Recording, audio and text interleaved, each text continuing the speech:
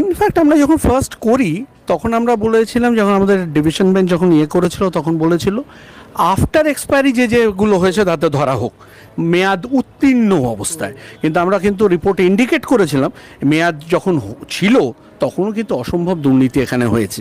মেয়াদ উত্তীর্ণ পয়েন্ট হয়তো চোখে পড়েছে, সেইটা চোখে পড়েনি। যেহেতু আমাদের কাছে ইন্ডিকেশনটা ছিল শুধু মেয়াদ উত্তীর্ণর জন্য, আমরা মেয়াদ উত্তীর্ণটাকে বলেছি, কিন্তু অ্যাকচুয়ালি মেয়াদের আগেও অনেক রকম দুর্নীতি এখানে ইনভলভ ছিল, সেটা আমরা ইন্ডিকেট করেছিলাম। এবং তার জন্য আমরা তো অলরেডি যা যা প্রসিডিওর বলেছিলাম, পরে সেগুলো কোর্ট অ্যাকসেপ্টও করেছে, তার এগেনস্টে এফআইআরও হয়েছে, তো তার কনসিকুয়েন্সিয়াল হয়েছে। অ্যান্ড ইনফ্যাক্ট শিববাবু, আপনি আমাকে আগে একবার বলেছিলেন এর শেষ কোথায়, আমি বলেছিলাম আপনি অপেক্ষা করুন, সুপ্রিম কোর্ট আছে, ডিভিশন বেঞ্চ আছে, সমস্ত কোর্ট এনকোয়ারি যেগুলো হচ্ছে practically with directions of the court, under scanner of the court, আপনি রেজাল্ট কিছু না কিছু পাবেনই। তো আপনি আজকে দেখতে পাচ্ছেন পুরো প্যানেলই ক্যান্সেল হয়ে গেছে। আপনি যে বিপুল পরিমাণ টাকার লেনদেন হয়েছে, প্রাথমিক আভাস আপনারা পেয়েছিলেন, দুর্নীতির টাকার পরিমাণে আজকে হিসাব করলে কত আপনি অনুমান করতে পারেন? আমি তো অত ভালো অঙ্কে নই, কোথায় সে হিসেবও করতে পারবো না, কিন্তু আমি তখন বলেছিলাম এই অঙ্কটা যেটা আপনারা প্রথম যখন বলেছিলেন 50 কোটি 100 কোটি, এর ধারে কাছে নয়, এর টাকাটা অনেক অনেক অনেক কয়েক হাজার কোটির দুর্নীতি বলতে পারেন। কোর্ট বলেছেন যারা চাকরি করেছেন তাদেরকে সুদ সমেত মায়না ফেরত দিতে হবে, পার্টিকুলারলি এই পয়েন্টটাই আপনার কি মত? এই পয়েন্টটা একটু কষ্টকর, কেননা আলটিমেটলি মানুষটা তো করেছে, সেখানেও ফেরত, কিন্তু যদি মেন ইনসেপশনটাই যদি ব্যাড হয় না, চাইলে তা কনসিকুয়েন্সিয়ালটাও ব্যাড হয়ে যাচ্ছে। হয়তো একটা মানুষের পক্ষে এতদিন কাজ করার পর এত টাকা দেওয়া তার পক্ষে খুবই মুশকিল এবং খুবই বলতে পারেন দুর্বিষহ এই পরিস্থিতিতে, কিন্তু আমরা কিছু না কিছু জায়গায় যদি আমরা একটা শক্ত হাত না ধরি তাহলে এভাবেই তো চলতে থাকবে। এই ফার্স্ট টাইম কিন্তু কোনোভাবে দেখা যাচ্ছে যে এই কোর্টে দুর্নীতি পয়েন্টেড আউট, দুর্নীতি থেকে দেখা যাচ্ছে তার সমস্ত লেনদেনও পর্যন্ত অবৈধ বলে কোর্ট প্রথম বলছে। 23,500 চাকরি চলে গেল, এটাই কি ভবিতব্য ছিল? মানে অনেকে বলছিলেন এর মধ্যে কিছু যোগ্য চাকরি প্রার্থীরাও মিশে আছেন।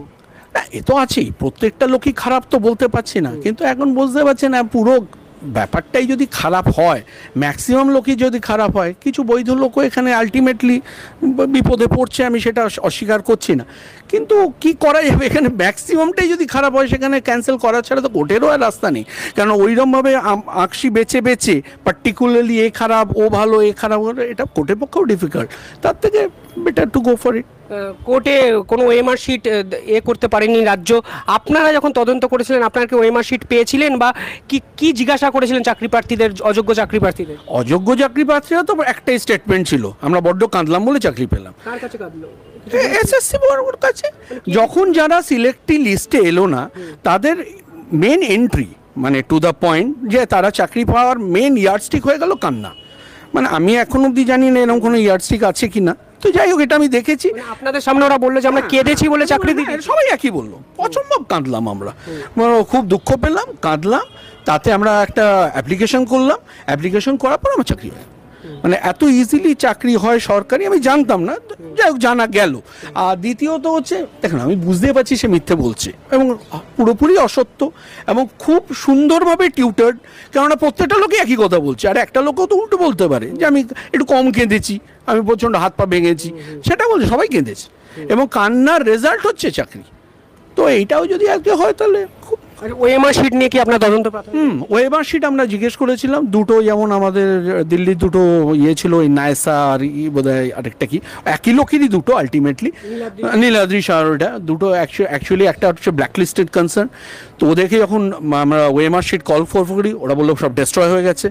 তার ডেস্ট্রয় হয়ে যাওয়ার পর দেখা গেল ওএমআর শিট এলো না, পরে আবার হাইকোর্টের আবার ডিচার আবার ওএমআর শিট একটা কপি চলে এলো, পুরোটাই ফর্জ, পুরোটাই ফর্জ। হাইকোর্ট বলেছে নিরপেক্ষ কোনো